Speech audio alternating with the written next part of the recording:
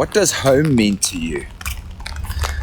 When are you going to settle down, and how can you possibly feel grounded when you move around so much? These are some of the questions that I get asked, and people that travel a lot for work or digital nomad types are asked from time to time. And this idea of what home is something that I find kind of fascinating. And really it comes from the question, which normally starts like, hey Gareth, when are you going to settle down? And there's a part of me that always wants to answer like, I'm the most settled I've ever been, moving around as much as I am.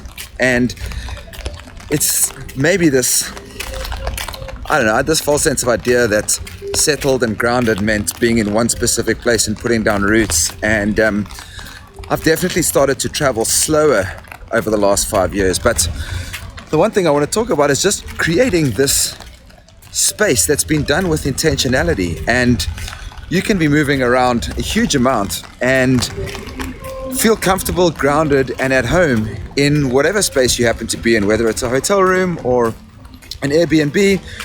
And you can very easily do this by just being a little bit intentional about the space that you choose.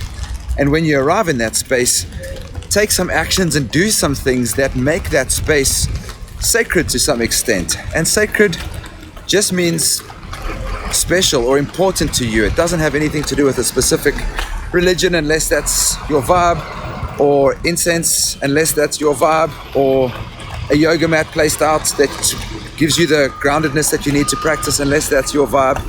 But just being intentional about how you set up space allows you to be able to feel at home in a hotel room tonight, and maybe even a different Airbnb in a different city less than 48 hours later. And I think that's one of the things that I'm working on, and I can see as a lifestyle hack, just the intentionality with which you create space allows you to do whatever you wanted to do in that space with just as much love and intentionality as went into creating it. So whether that's doing writing or making love or cooking dinner, if you've been intentional, whoa, check this water. If you've been intentional about creating that space, you can expect that whatever you want to do in that space is going to be met with the same level of intentionality. And yeah, that sacredness can come from just putting on the right playlist, or lighting a candle, or just taking a moment to breathe into wherever you are, and just setting whatever intention it is that you want for that space before you go in there. And so yeah, it was something that I've also been changing in my life over the last, I would say only recently, like the last 2 months.